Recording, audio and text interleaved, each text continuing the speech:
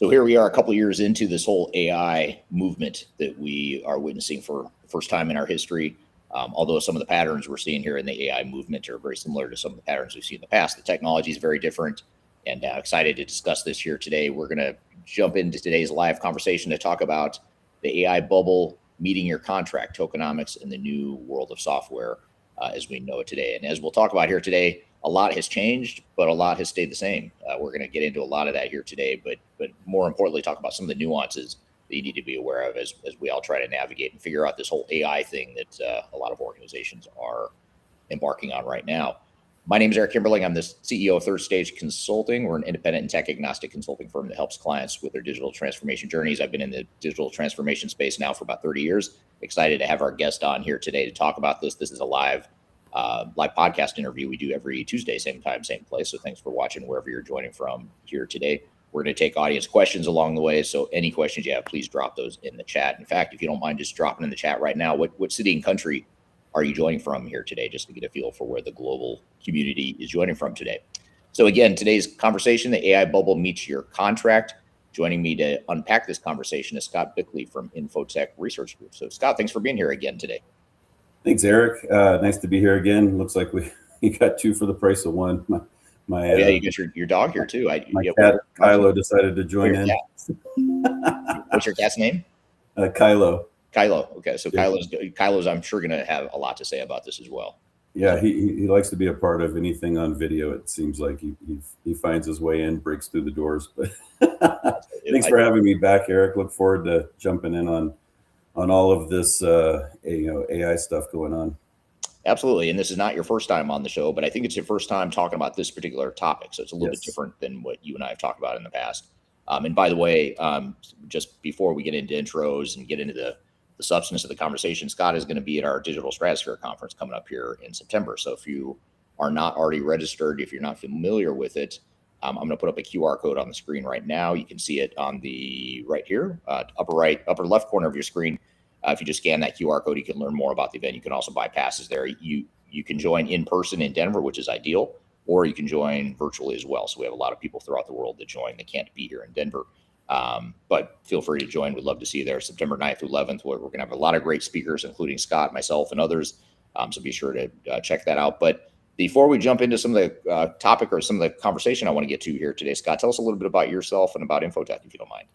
Sure. I'm Scott Bickley. I'm an advisory fellow at Infotech Research Group. Been an analyst and practice lead over there for about the last 10 and a half years. We run a practice called the Vendor Cost and Contract Optimization practice. And basically, we help our clients with the business side of IT. How do you think about budgeting for different technologies, the sourcing, the contract terms and conditions, negotiations with vendors in the space, and overall setting up kind of statements of work and your overall project structures for success. And this is part of our overall practice or overall company, which covers holistically the IT research and advisory space. So broader practices across CIO, applications, security, data and analytics, AI, of course. And so, yeah, we're just an arm of that and try to cover kind of the business side of the IT world. Nice. So you're seeing a lot of front-end procurement decisions being made right now as it relates to AI and things that are, I assume, going to affect these organizations for years, if not decades to come. Yeah, it's funny, right? Because this has been going on for a few years now, right? Like we've been talking about, especially generative AI, but that kicked off kind of AI in general for at least the last 2.5 going on 3 years. And I've been hip deep into this space, looking at the economics, looking at kind of the business models for some time and wondering where is the call demand coming from. And we lived in an era of AI subsidies for the past couple of years, where everything's been kind of provided on a per user per month basis or a subscription basis. Very easy to kind of throw some extra dollars at it and go to the all you can eat buffet. It's kind of like the old Vegas steak and egg breakfast for $1.99, but stay at our casino. Right. And that switch got flipped violently from off to on from from an AI subsidy to a consumption-based model. And very quickly, the calls started rolling in because the bills started rolling in. Mm-hmm. Yeah, exactly. And tell us about that. I mean, what are some of the surprises that clients are seeing or feeling right now? Yeah, and I think we've been in this era. So one of the things we talk about is kind of the AI bubble, right? And when I talk about an AI bubble, I talk about it from a markets, an economic markets perspective, and not because we're giving financial advice or picking stocks or anything like that, but everything that gets driven from a fundraising and liquidity perspective in the market is what drives the downstream economics to buyers and consumers of the technology itself. And so really you kind of need, about 6 different criteria to look at to say, are we in a bubble? And one of them is a transformational technology. And AI is definitely transformational. I don't think anyone would disagree with that. You also need that to be coupled with speculative, exuberant behavior, some crazy financing where you start getting like these circular vendor financing deals between NVIDIA and hyperscalers and chip producers or neoclouds, and then the model providers themselves, OpenAI and Anthropic primarily, and you start to kind of get really big valuations for companies that don't really produce a meaningful product yet. And then lastly, you get the famous 4 words, "This time is different." When you start hearing that, and I've been hearing that for a long time now, you kind of know, okay, the market's in a bubble. And so when the market's in the bubble, what happens is companies, specifically 2 companies, OpenAI and Anthropic, they have a need and a desire to bring their companies public in this market space. And then by going public, bring in a lot of liquidity and funding that they desperately need to fund these commitments and these backlogs that they've been talking about for the last few years. And so when you look at kind of the whole, universe of what this looks like, it started off pretty benign. The hyperscalers were funding a lot of this development through free cash flow on their balance sheets. Then they generate, tens of billions, hundreds of billions of dollars of free cash flow. So, and it, you can turn that switch on, you can turn that switch off. Their core business doesn't change. They can afford that. Then we moved into, we're raising money in the debt markets, or we're issuing more stock and equity. And then you move to, we're doing these off balance sheet deals where we have a third party, and you kind of get funded by the, NVIDIAs of the world. The hyperscalers have a role, and then, other neo cloud providers and model providers come into play. And what really stacks up now is you've got about, on the debt side of the equation, about $1.2+ trillion of on balance sheet debt. That's in addition to all of their free cash flow being spent, right? Every penny. Yeah. And you've got about 1.4 trillion of off balance sheet obligations and debt, right? So this thing has now become crazy. So now the need and the pressure to monetize that is desperate. Ironically, SpaceX sucked the oxygen out of the room, right? Like they front ran OpenAI and Anthropic and got public before either of them had a chance to do that. And by doing so, they took $85 billion out of the market and onto their balance sheet, right? That's what they're trying to do. And so in doing that, they flip that switch to a consumption-based license model, and they start cranking up the revenue machine, right? And I would argue, even moving to consumption licensing, they're still subsidizing the cost of these tokens to some degree. Yeah. So, you've had the C-suite and the board of directors basically going top down to the organization. You have to adopt AI now. You have to adopt AI now. We're behind. They've created part of the FOMO and speculative behavior that we talked about as one of the bubble characteristics. And so that flows through the organization. Everyone starts panicking and thinking, we need AI, we need AI. They start throwing Copilot out and ChatGPT and Claude. They start using code assistants. They start figuring out how we're going to embed AI into our workflows. And this switch gets flipped. And all of a sudden, the CFO is getting a bill for $5,000 or $50,000 or $500,000. And they're saying, what in the heck is going on?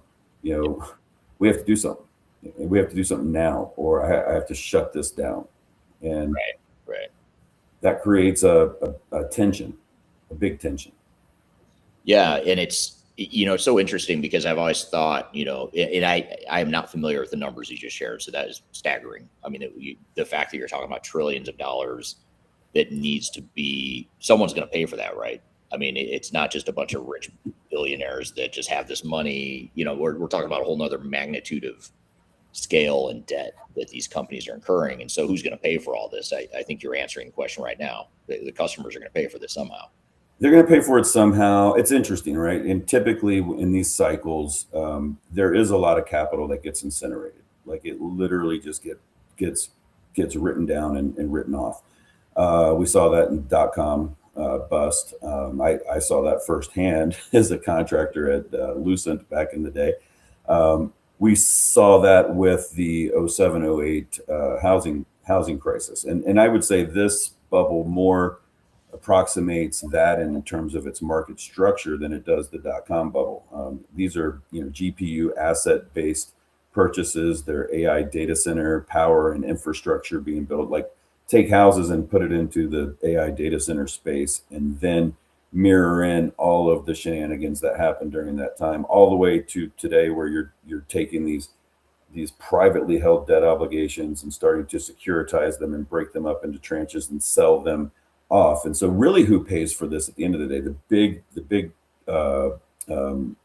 cohort that will pay the price, even more than IT consumers, will be retail investors, right? Because most people just dutifully put a percentage of their pay into their 401k or their pension plans every paycheck, not realizing that 40% of the S&P 500's value is concentrated in 10 stocks that are all based on this AI trade. Most people don't realize that in the private markets, these companies are investing in pension funds and insurance funds are taking investments in this space. So that's kind of where the carnage takes place if there's an event that causes a catastrophic crash. And it doesn't mean it has to crash either. Like there's a lot of different ways this could play out. But at the end of the day, in our world, yes, we will all be paying more for AI, at least in the short term. I think longer term, you take a 5+ year horizon, prices will cycle up. We've got everything is constrained from a supply chain capacity, right? Chips are constrained. Memory right now is definitely constrained. The ability to secure energy supplies. You've got, data center constraints to be built. I mean, all of this stuff is causing prices to stay elevated. Eventually, I think the models, and tokens themselves kind of become more commodity at some point. But we're a ways away from that point, no matter what happens today. And this is what you have to prepare for in terms of, how are you going to pay for this? What are you paying for? Like, how are you evaluating what you need to buy? Like, there's a lot of questions that now stem from just getting us to this point. Yeah, absolutely.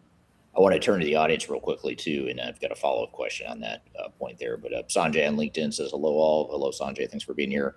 Elena on LinkedIn, hello, thanks for being here.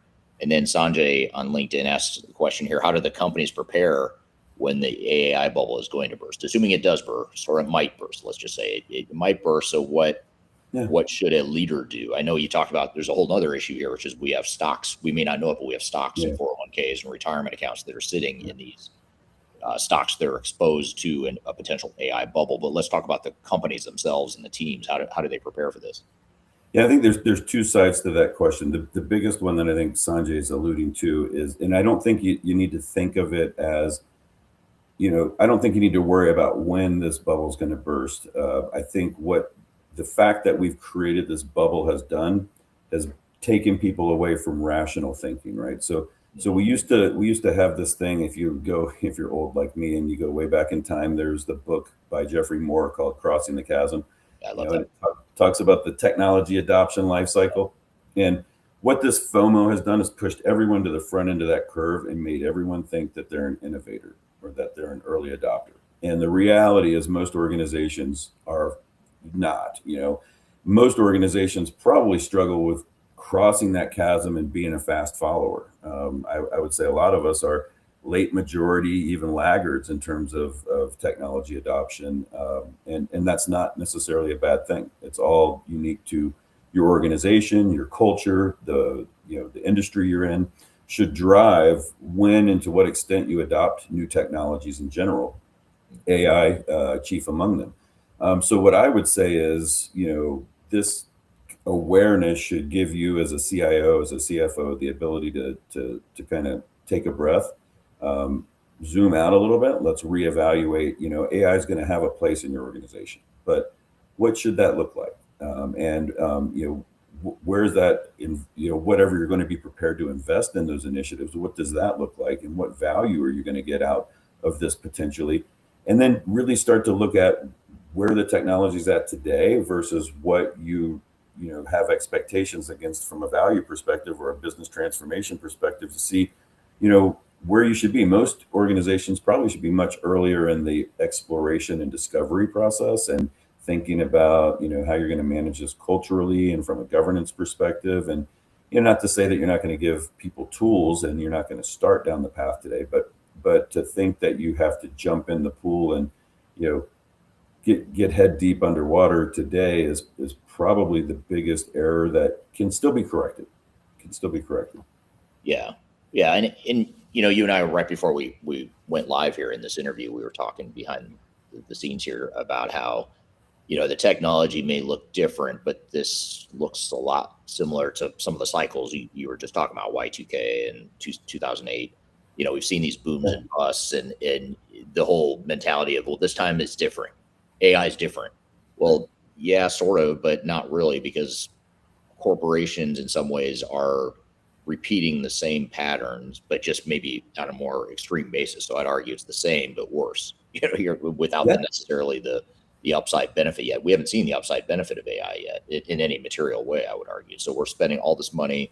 You just talked about the trillions of dollars that are being incurred that maybe might deliver value. We think it will, but we don't know. Now, there's another downside that, that is real.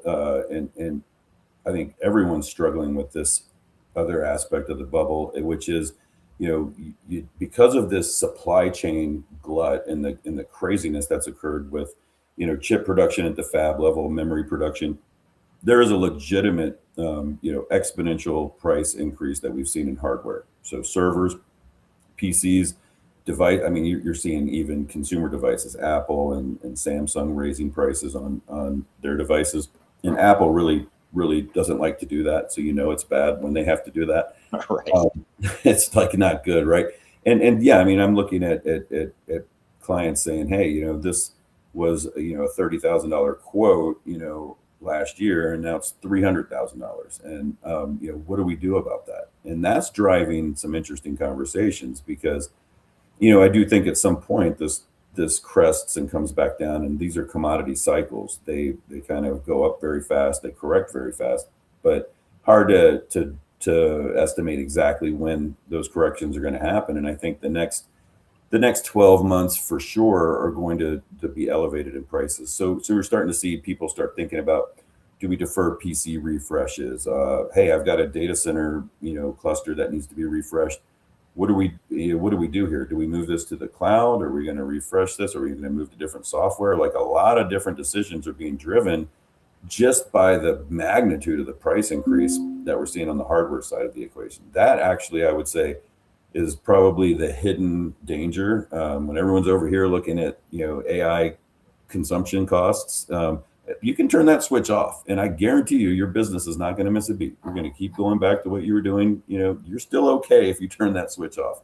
But over here, you're going to have some hardware needs, right? Unless you're completely already in the cloud, you're going to have some impact there. So you might want to focus on that first.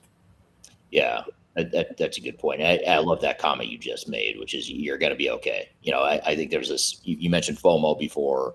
You just said it here or alluded to it here in terms of you're going to be okay. I mean, I know I've been guilty of this as well in the consulting industry, being exposed to AI with our clients, internally. I've fallen victim to this in some ways where I've said, look, we've got to adopt AI. Now, to be fair, I think it's more because we're a knowledge-based company and I see the value for us there. But I do fall into that FOMO cycle for sure, because you feel like, okay, I don't want to fall behind. I don't want to be the last guy to in the consulting industry to adopt AI. And I think a lot of people are thinking that. That brings up a great topic as well. Is like, there's levels of implementation or integration of AI within the organization. Like, I think you and I, and probably in our worlds, at the personal productivity level, the benefits are real and immediate to a large degree. Like, I could tell you, if you try to take my Claude away and I have to make a PowerPoint slide by hand again, we're probably going to have some words. It's not right. going to be pretty. I know that has been one of the benefits of AI. Right? So you don't have to deal with PowerPoint anymore. And that's a real productivity. That's a real throughput enhancer for our organization. And I can show them, hey, I can bring content to life faster and, free up time that I can do more client calls. I can add more value to our clients. Like, I can make a business case for, giving me, access to these tools. But a lot of clients that I'm talking to, they're starting at that personal productivity level and they're looking at it kind of one-dimensionally. And I'm like, wait a minute, why are you trying to, get Copilot or Claude for, 10,000 people? Are you looking at people by role, and where do they have a need for these tools in their day-to-day workflows? Like, if you're doing something transactionally in an ERP system, whatever comes free with Copilot, if you're getting, those licenses, is probably sufficient for, someone processing AP invoices or something like that. Maybe they summarize some emails here and there. They're not doing things that require advanced, expensive functionality. As you move up the knowledge stack, then you're going to have those use cases that demand it more. And then, of course, when you get kind of to the top of that stack, your development teams and things like that, or that are using code assistants, those are big time token gobblers, right? The cost curve goes exponential. That's where you really need to be thinking about, okay, we need to understand our software development lifecycle process, the benefits, how we're going to manage this culturally, how we're going to communicate and measure, our quality levels, our throughput levels, all of those things. But so it can creep into the organization, through that door, and then you have more of the enterprise initiative. Hey, we want to start transforming workflows, or we've got this idea and we want to bolt on this AI solution and integrate it to our enterprise workflow. And that's where you kind of have to be really careful, because you're going to start messing with the underlying mechanics of the business. And if you're doing this in a piecemeal manner instead of looking holistically at your whole business, that strategy may be premature. It might be work that you have to go back and unwind and redo later on. Yeah, that's interesting. So I want to say hello to Lean on LinkedIn, joining from the Netherlands. Hello, thanks for being here today. Scott on LinkedIn says Crossing the Chasm by Jeffrey Moore. Good stuff. I love the book as well. I think it's an excellent book. If you haven't read that, I highly recommend it as well. It's definitely my top 5 favorite business books of all time. Sarbeat on LinkedIn says that's good advice. Dip your toes before you start swimming in deep waters. And then Jason on LinkedIn says everyone has been thrust to the bleeding edge with with the opportunity to fail much more than in past innovation cycles.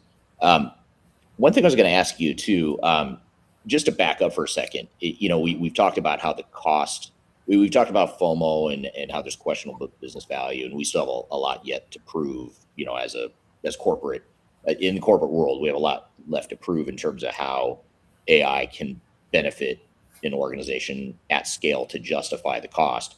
Well, let's go back to the cost side. You were talking about the trillions of dollars that are sitting on balance sheets and off balance sheets for these big tech providers that are investing so heavily in these big data centers, knowing that somewhere along the way, they're going to have to monetize this. They're going to have to recoup those costs.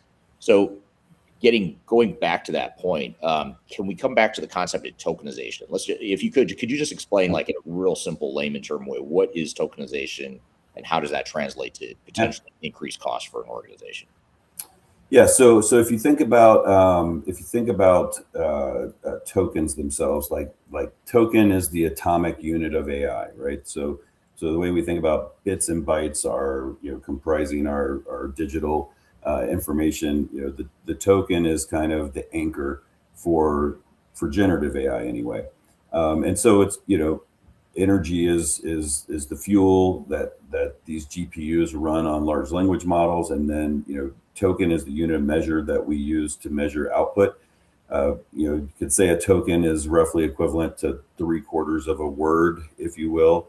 And so basically, that energy gets produced, converted into a token. That token gets a price attached to it. There's a production cost, and then there's a cost that we pay.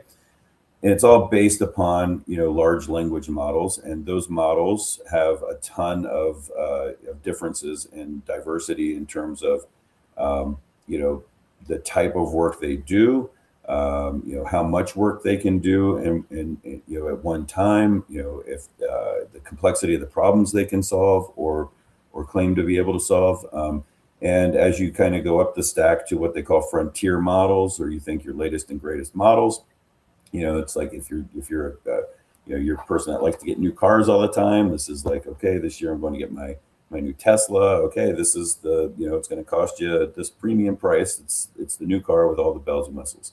Those are the frontier models. As new frontier models emerge, legacy models start to come down in price, and then you have a whole burgeoning universe of what's called open weight models or open source models. And these are, a lot of them are born in China, not all of them, some of them in the States as well. But that, kind of brings to bear a different lower cost variant. But basically, tokens are your unit of currency. And that's where you're basically going to be, consuming. That's the consumption metric at the end of the day.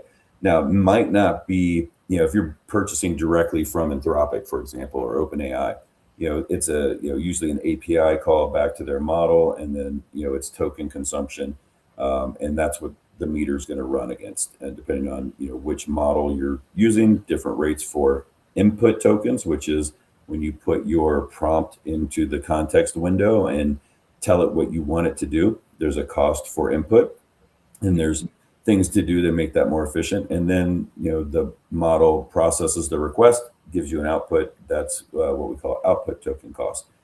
Usually output token cost is 3 to 1 more expensive than input. But that's kind of the underlying mechanics of how it works. And if you're purchasing directly from the model providers, that's kind of what you'll be metered on. If you're purchasing AI capabilities through different platforms, or different applications or SaaS applications, that token metric's going to be abstracted away. Tokens are messy, they're hard to understand, and they're a constantly moving target, right? So some of the things I like to do is kind of compare, this should be similar to cloud spend, and it's just tokens. Yes, to a large degree, there's a lot of similarities to cloud spend, but there's a lot of differences as well. You could put the same query 20 times into the same model, and it can burn 20 different levels of tokens to give you a different response. And that response may not be the same 20 times either. So there's a lot of variability in these models. And there's a lot of just complexity that at this point in time, we're not going to be able to decipher exactly what's happening under the hood.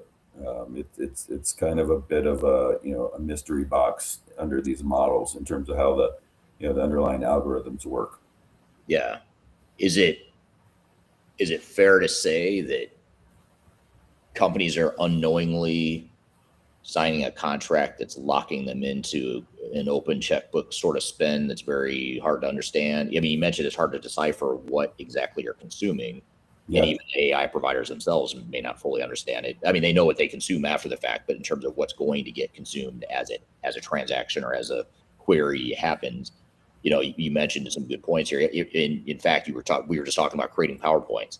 Like, how many times have you and I created PowerPoints where we revised it 20 times, or we started over to create the same deck because we didn't like the first one that came out? So you're completing the same transaction or the same task, but you might have consumed a ton of tokens that you're not even thinking about because you're not being charged yet for that. But are we unknowingly signing ourselves up for this open checkbook sort of spend that we're just not going to be able to control in the future? And how does it tie back to the procurement process if that's true?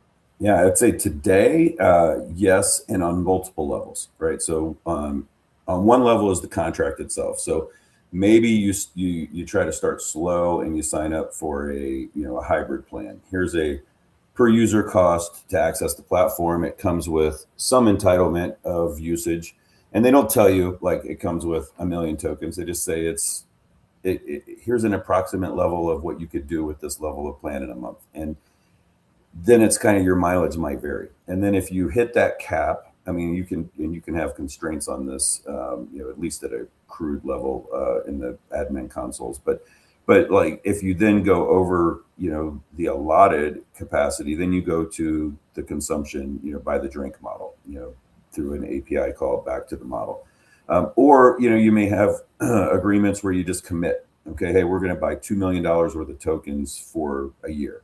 And then we're going to start giving access out to our organization. And yeah, right now today, the vast majority of organizations, they're starting to give access to that type of model. And no one knows, what your task, like you figure out things if you're looking at the meter, and you might say, hey, okay, I need a frontier model to build the first pass at this deck. I'm asking it to do a lot of stuff. I'm throwing a lot of information at it.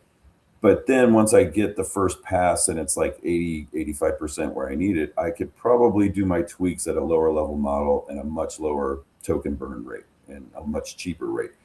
But what most people probably do is, it's like, what do we default to? Well, no, I want the best car. I want the highest horsepower. Let's just keep it there. It'll just keep jamming it through.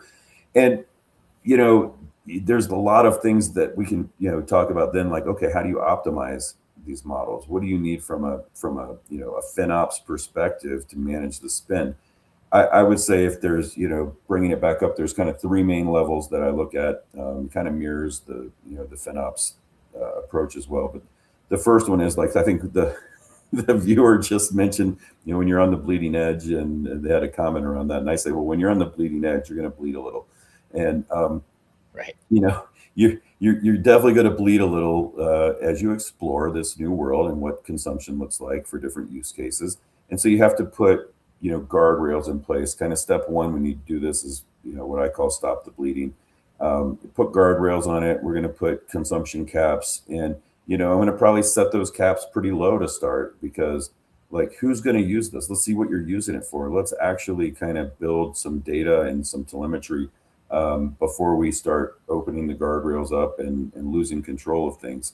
That also kind of gives you an idea of different tasks and different things people are doing, if they add value and at what cost. This is well before you're even optimizing any of the spend.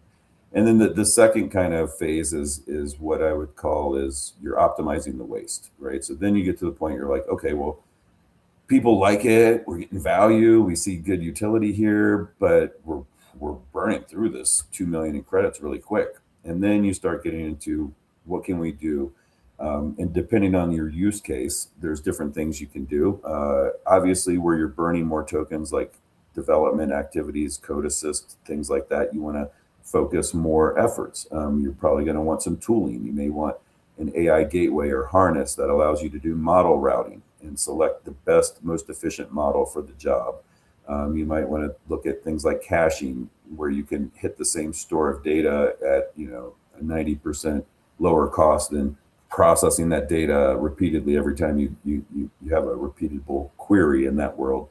You might look at things like prompt compression to take all the white space out of that prompt and inefficient format, convert it to something that's much more efficient to be processed by the model. There's dozens of things that you can do in that space that, but they require technical skill. They may require some outside tooling or require you to build some tooling. And then there's things that you can do for, like, our day-to-day use of personal productivity, where through training and through, just awareness, we can be better stewards of how we consume those resources. But, by and large, our category of personal consumption, it can be, if you scale it out, if you give this to thousands of people, it can add up really quick. But it's still proportionally small compared to, things like multi-step chat that's, actually doing coding, and you're building multiple agents that are out there building code. That's where the meter really starts to run. And then the really high end is when you start doing agentic workflows and you say, okay, we're going to start building agents into our workflows that are either autonomous or semi-autonomous, and they're starting to access different data stores and different process systems and different processes. That's where things literally go off the charts, right? Where you can go from thousands of tokens being consumed to hundreds of thousands or even millions, depending on what you're doing there. And that's where danger resides, right? So that's where, okay, you get things like, well, this workflow, I was unable to complete the workflow. I'm just going to keep trying. And it's called a retry storm, right? And maybe between the time you go home tonight, Eric, and you come back tomorrow, I've tried a million times. And, it's $100,000 in cost because I didn't have anything to stop me from retrying that task so many times. Take that scenario and then multiply it by a dozen examples your imagination can conjure up. It gets expensive really fast. Yeah, and if you're a software vendor, if you're the AI provider, it's a dream, right? This is a dream business model. If I'm on the other side of the table, it's back to the open checkbook concept. I mean, I have an unpredictable consumption model with no governance and no controls in place, and they're going to pay it either way. It's just crazy that I mean, it's brilliant business model. I'm just surprised that so many organizations are signing contracts that are giving up that control. Well, we go back to earlier part of the conversation, right? And this is kind of the crux to my point of we're in a bubble. The FOMO is real, the speculation's real. And it is powerful. It is powerful, and we see the power being translated into spend. I mean, if you look at, I think they use a annual run rate, which isn't a real metric in the finance world, but it's the guiding light that people are using today. But you've got OpenAI at somewhere north of 40 billion a year in run rate revenue, and I think yesterday they said Anthropic's around 65 billion. So right there, you've just plucked $100 billion from somewhere. And that's real spend, right? So maybe some of that, a lot of that's from the hyperscalers building capacity and pre-buying things, but a lot of that's trickling down and it's from the enterprise, it's from the IT consumer. And that's where kind of that third pillar now in FinOps comes into play, which is the important one, but you have to crawl, walk, run to get to this pillar, which is, the unit economic value. How do you get to tie the business value back to the spend? But you can't skip the first two steps, right? You have to actually build the cross-functional teams, the governance structures, the tooling, the oversight. You have to think through what that should look like so that you can, build these AI capabilities in a calculated, mindful manner and get to a point where once you deploy them, you actually are able to see if they're valuable or not and if they have a positive ROI. Yeah, absolutely. There's some interesting comments coming in on social media here. This is from Chris on LinkedIn. The whole thing won't show up on the screen here, but I'll read it. I use AI in my compliance engine. I compare procedures to regulatory standards. In my case, it did not take long to see how fast costs run up when using the engine. You must limit the number of scans a client can make. The use of AI for clients is like chocolate. Once you try it, you must have it. However, you can't have it every day. So it is an interesting point because as you were talking about annual recurring revenue and how there's tens of billions of annual recurring revenue that a lot of these AI providers are generating. And that's what investors want. They look at that and they say, okay, you've got 60 billion of ARR and that's good. Or, if that number goes up, that's a really good thing because that's predictable, it's stable, et cetera. So you've got that piece of it, which is I'd call it the actual monetization that's happening right now. But then you've also got this vendor lock concept. That's not what Chris doesn't mention that by name, but it's sort of like the chocolate concept. You try it, and then you must have it. That's what I wonder about is like, you've got the costs that could go up over time, but then also you have to look at the switching costs. Like, am I going to be able to extract this AI tool out of my organization and get people to scale back once they've gotten a taste of it and once they get hooked on using it every day to do whatever they want? Are you then going to be able to throttle it back and say, oh, no, sorry, we got to cut back on that now because it's getting too expensive? That's another multifaceted topic, but we have to talk about it because, I mean, The one thing I'll say is, like in any of these topics we talk about vendor lock-in a lot. Pretty much you're always going to be vendor locked to some extent. Like if you're using a vendor, you're locked. Like if you decide we're going to the cloud, I'm sorry, even if you take a prudent approach and you put 70% of your workloads in AWS and 30% in Azure, okay, well, you're still locked. Like you might be able to incrementally leverage the two between renewals and workload migrations and things like that, but you're not putting 70% of your workload in the cloud so you can rip it out every 3 years. It's not gonna. That's not why we do these things. But it is important that you choose where you want the 70% to reside, because you're going to have to live with that for a while.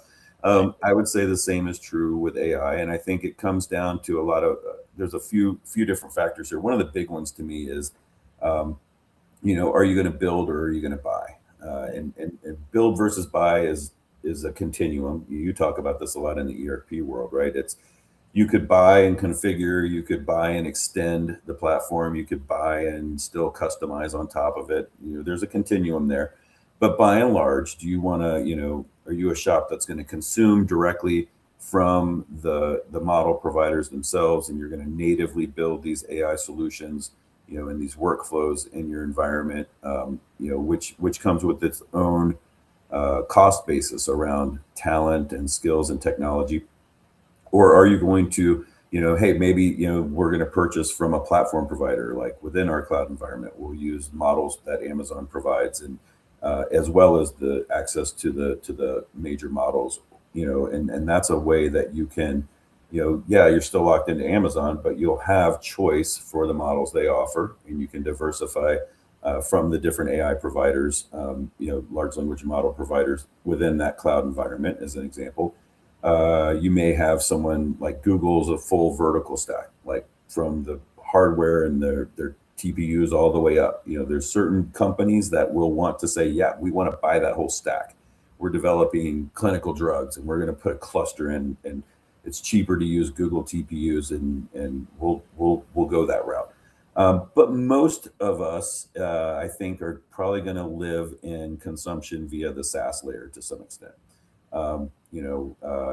All of the SaaS companies and for sure the mega vendors have been well on this path of integrating AI and AI agents into their workflows and into their products and into their commercial models. They've now layered in where, pretty much you're always paying, a hybrid model. You're still paying a per user per month fee for a seat license. And now you're also having a consumption component layered into that. And then there's probably other stuff that's already been there, where if you're adding extra support as a percentage of your spend and all of this other stuff that's crept in over the years. I think the majority of organizations are going to decide that, building is a big deal. And there's a lot of issues that lie under the tip of the iceberg around security and role-based access and identity and governance and regulatory compliance and data models and data governance. And it's like, hey, our data is always a mess, but at least it's the mess I know in ServiceNow or SAP, versus now I have to maintain, the data lake here in Snowflake or Databricks, and I have to, you're still, and there's probably a hybrid mix of how this happens, but by and large, where am I going to put the bulk of my investment in AI? Well, I'm probably going to do it in the systems of record that I'm already in. That's my take on this. Well, speaking of switching, talk about switching costs. Part of that is what are you comfortable with? What do you have the internal competencies to support? And you've invested in a certain infrastructure, whether you like it or not. You've invested in a certain infrastructure over time, and to switch away from that, you've got to have a high threshold of justification for why you would do that. And that is now, when you talk about lock-in, I'd say when you decide if that's the path you're going to take, you really need to look at your system of record vendor, and you need to take a second look right now, because once you start incorporating, these AI capabilities and these commercial models on top of what you're already consuming from these vendors, that is definitely a deeper, stickier level of lock-in, especially if the AI works, right? Like if it actually delivers business value.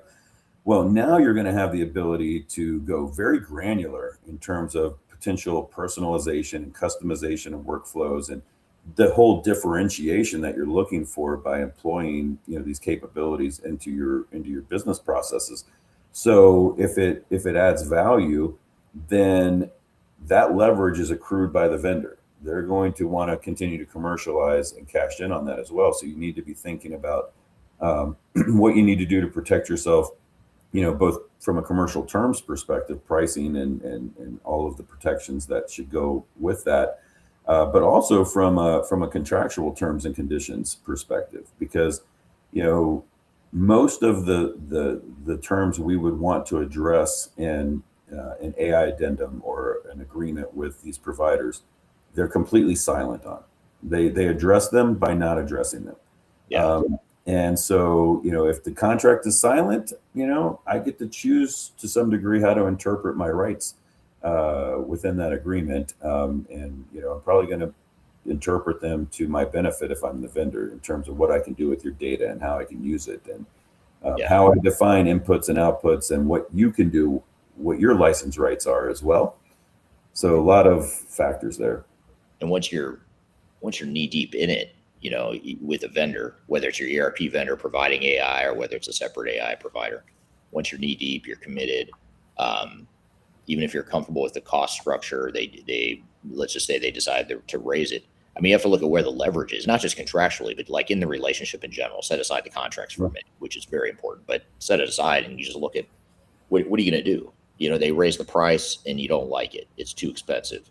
What are you going to do? It gets to the point where it's like, well, this really sucks, but it's less crappy than ripping it out and replacing it with something new that maybe is cheaper. So now they have two levers, right? So this is the trick, right? So they have, and this is why tokenization or AI credits or work units, whatever they want to call them, are a bit nefarious, because one is, okay, here's the price per credit, and so we're always going to want to go out, and get our discounted price per credit. That's and they're always going to play the game, but you're going to see that pricing is already muted, right? So like where you might negotiate some, 70-80% discount on a seat for, a different SaaS vendor, for some of the big ERP solutions or something like that.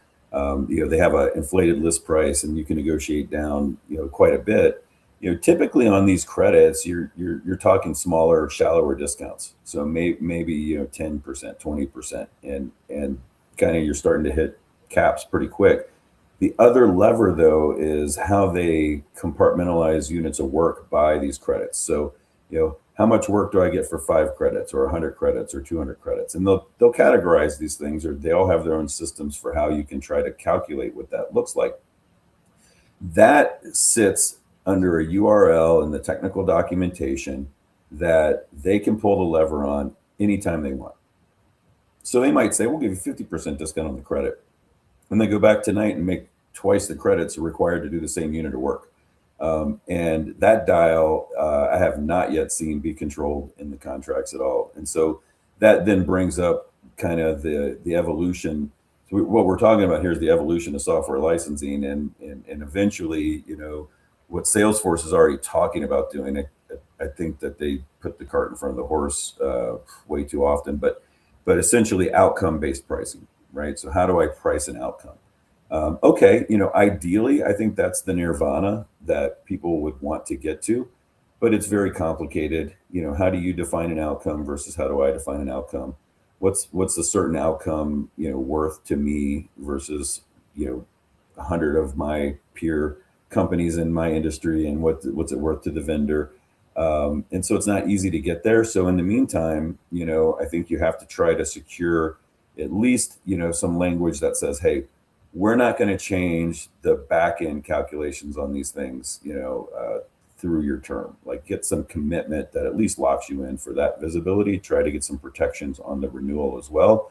But it's very hard because they're trying to figure it out as well. To be fair, they don't, tokens are no more simple for the vendors than they are for us. And they're dealing with the same moving target, except they're paying for these things. I'm sure they're paying in bulk, and they're paying, at a highly discounted rate from the model providers, but it's still a cost that they have to manage margin against. And so it's really messy right now. You're taking you're placing multiple bets when you decide to invest in this space right now. And especially if you're investing in it and putting critical workflows against this technology, things are going to change. What I imagine a lot of people listening don't even realize the magnitude of the bet they're making, or, they don't even realize they're betting, whether it's as a business investing in AI tools and or as a consumer who has money somehow tied up unknowingly in the AI space. A couple of comments I want to get to here on LinkedIn. Sarbjeet says, completing 32 years in Silicon Valley, one of his barometers for tech bubbles is looking at the interstates in Silicon Valley. This is the third time he's seeing such tenseness. The first was the internet, second cloud, and now it's AI. Interesting barometers. I mean, sometimes you do look at things like, I think what was the word you used at the very beginning as far as the irrational exuberance? Was that the word? I didn't use that one, but that applies. That works. You said something like that. I mean, maybe I'm paraphrasing or picking a different phrase, but that is a lot of what we're seeing now. And I think sometimes you look at anecdotal examples like what Sarbjeet's talking about it, and I think that's a good good barometer of where we're at in the space. Scott on LinkedIn says asymmetric price transmission occurs when retail or downstream prices react differently to upstream cost increases than to cost decreases. The old rockets and feathers trick. I'm suggesting prices will drop very slowly as supply catches up with demand. I don't know. We have a lot of clients. One thing I didn't mention is we have a lot of clients in that are manufacturers that manufacture something that is part of this big, massive data center build out wave that we're seeing. And it's driving prices up. You mentioned supply chain shortages and things of that nature, limited chips and limited supply. I mean, for the next few years, at least, I think those costs will continue going up just because there is such a shortage and there's such an arms race right now to build out those data centers as fast as possible. Here's one signpost for you, Eric. I mean, if you look at memory, memory is the most volatile of all of the tech commodities. It always has been. And just a few months ago, there's basically it's like an oligopoly, right? It's Micron, SK Hynix, and Samsung are the big three players. And just a few months ago, they were saying we're not doing long-term agreements because they were cashing in. Man, this price was going up daily. Now all of a sudden they're entering into multi-year long-term agreements, right? So that right there's a signal. Hey, okay, we see craziness is happening. We want to make sure we secure this revenue stream. Now that the problem is that means that the commitment for that higher level of volume has been entered into the supply chain. So they're building new capacity. Typically what happens is the new capacity comes online at about the same time these orders start flowing through and at mass. And then that's where you see, a change on the margin causes a very quick inflection down in price. But the question's when, that answer isn't available to us right now. Yeah, we don't know for sure. Here's a comment from Jason on LinkedIn. Building will be a non-starter and unsustainable for the majority of organizations. That's back to the buy versus build conversation or thread that we were talking about here. Here was another question I want to get at. And this is actually the crux of what you do as a professional at Infotech. And this is from Jason on LinkedIn. He says, with contracts and tokenization driving wild swings in business case ROI, how are leading organizations looking at the governance of AI business cases? And I would say, let's look at it from both the cost and the benefit side of things. Are you seeing, let's start with procurement and the contracting side. How are you seeing best in class organizations or clients you advise? What are you advising them to do on the cost side, and what can they do on the benefit side, the ROI side of it? Yeah, and I think a lot of this starts way before, we even get into the traditional cost benefit analysis or procurement type of tools that are brought to bear. And a lot of what our kind of AI center of excellence focuses on here is starting to really identify and methodically build out use cases that tie to the business strategy, that tie to the corporate vision and the outcomes you want for your business, not sub-optimizing for AI in a bubble. And then layering in what you need from a governance perspective, right? So what are your regulatory constraints? What do you need in terms of, to feel comfortable using this technology? What do you need the vendors to be able to do from, an explainability and a transparency perspective? How are you going to look at bias? How are you going to look at security? I mean, you've got all of these things that require work. You're also going to have underlying, we all talk about AI, but then we don't talk about the underlying data models and integration points and all of the IT infrastructure. You're now layering this on top or around all of that, and that cost doesn't go away. You have to integrate all of that into the business case. And so now, what does this team look like? There's a lot of different skills and resources that I need to bring to bear. There's different technologies that are going to need work done on them, as well as the cost of the AI solution itself. That all builds up to then being able to say, okay, now we've got a sense of scale, we've got a sense of expected benefit. Then we can move into kind of the sourcing phase. Well, what are available products and solutions on the market? And that's where we get into kind of what I look at as the 3 V's, which is vet, verify, and validate. So at that point now, I've got enough front end information to start looking at vendors and vetting them appropriately, right? So I want to vet them on on some basic criteria around. Pull up my little slide here. To the typical things, financial viability, right? If you're like a startup AI native vendor that's got $10 million in Series A financing, I don't know if I want to put my critical business process flow on your technology, no matter how great it looks today, right?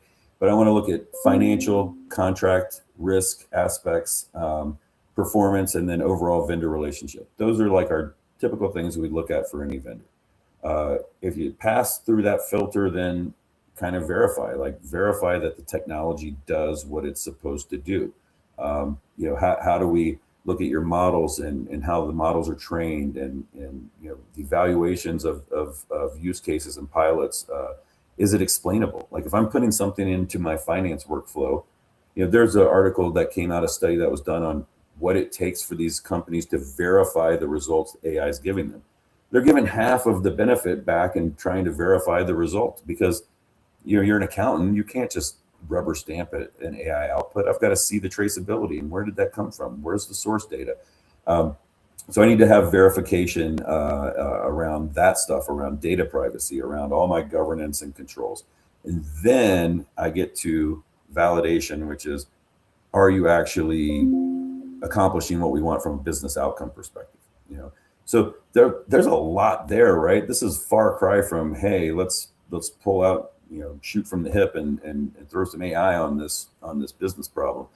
There's a lot of work that needs to go into it. You need a lot of governance. You're going to need a FinOps, at least a FinOps capability, if not a dedicated team to kind of have an ongoing management of costs and visibility. If you're already in the cloud and you're spending a lot of money in the cloud and you don't have FinOps, you're already behind. You should have started there, so start there now. But this is kind of, because I think this is where things are going, right? Regardless of what happens with the bubble bursting or not bursting or whatever, I think we all agree there is a utility that is gained from AI. The question is, to what extent? Like I've got people telling me, oh, these large language models are going to cure cancer. And I'm like, really? Because I follow this MIT and NYU professor that's been in this space for decades saying the combination of large language models with neurosymbolic models creates the ability to do some math, but it's still a far cry from being able to be sentient or to be able to devise things outside of what we feed it. So you've got two camps around where's capability going to fall. I'm more on I'll give you another example, quantum. Like we always talk about quantum. One of my colleagues, he's definitely a visionary, a really smart analyst. He thinks, well, quantum, like 3 years, we'll start breaking cryptographic hashes and things like that. And I'm like, it's 10 years. Every year it's 10 years. Like it's never, Yeah, we never catch up to it. I look at the progress and I see incremental. So like, where do you sit on that AI spectrum? How transformational do you think it will be? And how much of a bet are you willing to place? But if you're going to place a bet, it comes with all of that baggage. Yeah. Yeah. And all that uncertainty too. And all that reality of you probably, or at least possibly being wrong on the bet too. Absolutely. Yeah. And you may, you have to be prepared to make that investment and realize, okay, this didn't work out as planned, or maybe there's unintended benefits or things that you find out along the way. It's not a total loss, but this is not, it's not a guarantee when you get to scale in core business processes. Yeah. Well, I think, a good phrase that you said earlier today that I think is a great summary of everything we've talked about here today is that, if you're on the bleeding edge, you're going to bleed. I love that line. I might steal that from you because it's very true. And that's where we're at. We're on the bleeding edge right now. Back to innovator's dilemma. We are on the front end of that curve, and there's a lot of uncertainty. We're going to bleed. We're going to make mistakes. The question is, how do you position yourself to, at the very least, not set yourself up to make things worse, cost-wise, vendor lock-wise, risk-wise, all that stuff. And knowing that there's a lot we don't know, what sort of closing advice would you leave for leaders that are, about to embark, or they're early in their AI journeys, or they're just their overall technology investment journeys? Because I think this goes beyond AI, because AI is bleeding at everything right now. So in some way, it's affecting every technology decision we make right now. Yep. What sort of closing advice would you leave for someone who's just getting started on their journey? Yeah, I'd say first and foremost, go back in time, read Crossing the Chasm, know who you are as an organization, right? That's got to be the first thing. You have an honest assessment of culturally, who are we as an organization? And hey, if you happen to be an innovator or early adopter, good. Then you can kind of take a more aggressive approach to how you adopt new technologies, including AI. The other thing I would say is kind of look at the use cases. There's different use cases that are lower risk, like can tolerate more error, right? Versus things that can tolerate very low errors, if any. And so look at things that are already, kind of being proven to be successful out there, and see if that low-hanging fruit applies to your organization. If it does, start there, right? Let's do things that have already been done successfully. Let's get some quick wins under our belt, and let's use that as a springboard to build off of, to help then finance what you need from a governance perspective and from a tooling perspective to really put the right infrastructure, culturally and from a personnel perspective behind these initiatives. I think that that will put you on a path to success, and also set realistic expectations for the organization. That's great. It's great advice. That little clip right there is worth gold. That little 2-minute summary. So thanks for that, and thanks for being here today. I really appreciate you being here today, Scott. Thanks for having me. That's awesome. Yeah, it's a lot of fun. I always have a lot of fun talking to you, and I always learn a lot with you. I think I was telling you before we went live that I was really looking forward to this conversation in particular, because there's so much about this topic I don't know that I'm still learning, and hopefully others in the audience felt the same way. Thank you to the audience for the great questions as well. If you'd like to meet Scott, see him speak, learn more from him, myself, and others in the technology space, be sure to check out Digital Stratosphere. You can find the QR code right here, upper left side of your screen. I'll also leave the link down below. Go to stratosphere2026.com if you want to see the agenda, speaker lineup, and all that good stuff. We'd love to see you in Denver. Meet both Scott and I and others there. You can also join virtually. If you can't be here physically, join virtually as well. We have a lot of people to join throughout the world, so love to have you there. So thanks everyone for being here today. We'll edit this interview, add some additional content. We'll make it part of our formal, official Transformation Ground Control podcast launch, and we release new episodes of that show every Wednesday. So if you go to transformationgroundcontrol.com, you can follow that podcast, subscribe wherever you listen or watch to podcast. Transformationgroundcontrol.com is where you can find it. We do this live interview for that podcast every week, same time, same place. So thanks for joining. We look forward to seeing you next week. And thanks again for being here. Have a great week, everyone. Take care.